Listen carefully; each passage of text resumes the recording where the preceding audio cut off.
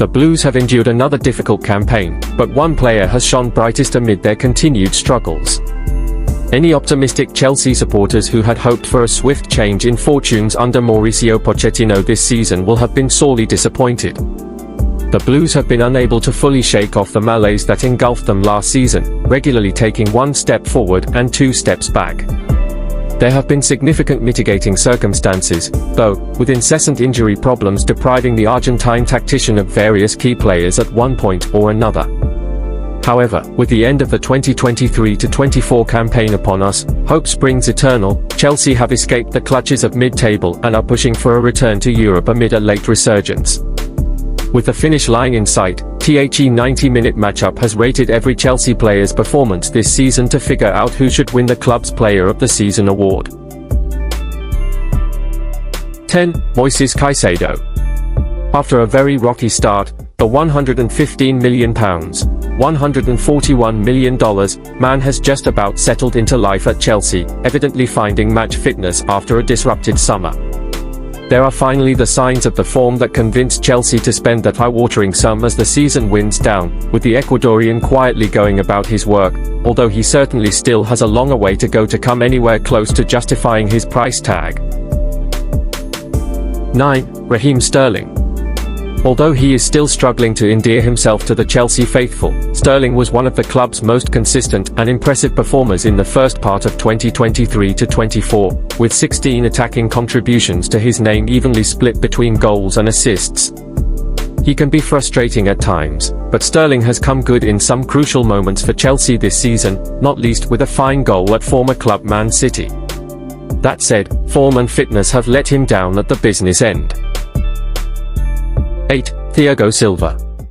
The veteran centre-back would normally expect to find himself locked in far higher up these rankings, but he's been somewhat out of sorts amid another difficult season, cutting a frustrated figure, having occasionally been exposed in Pochettino's fluid back four shape.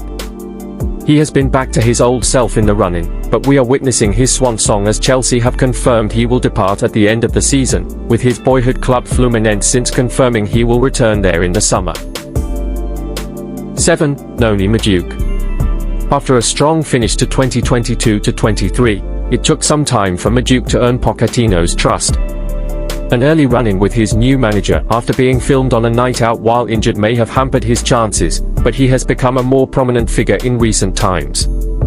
He has finished with a flourish again, emerging as a key player and making a string of vital contributions amid Chelsea's late-season resurgence. 6. Axel Disasi. Signed in the wake of Fofana's injury, Disasi made a steady enough start to life at Stamford Bridge, including a crucial equalising goal against Liverpool on debut. The defender is by no means the finished article, and is prone to a rush of blood to the head, but he is beginning to show maturity beyond his years and seems to have very much found his feet at the heart of the Chelsea defence. 5. Nicholas Jackson. Football is a sport of fine margins, and had things gone slightly differently, Jackson might have found himself right at the top of these rankings. The Senegalese striker is proving to be something of an enigma, summed up by him scoring a hat-trick against Tottenham but still underperforming his XG back in November. He divides opinion but continues to pop up in big moments, and more than 20 goal contributions in his first season in England is nothing to be sniffed at. 4. Enzo Fernandez. The £106 million, $129 million man's base performance level is always high, although he sometimes struggled to stamp his clear authority on matches. Enzo would have wanted to be creating more in the final third, given he has just 3 assists to his name, but he has snuck to 7 goals for the season.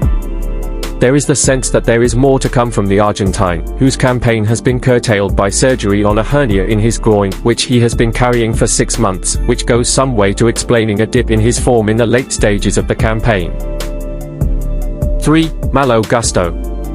After a strong start where he deputized faultlessly for the injured James, a red card for a reckless challenge towards the end of September hampered Gusto's progress.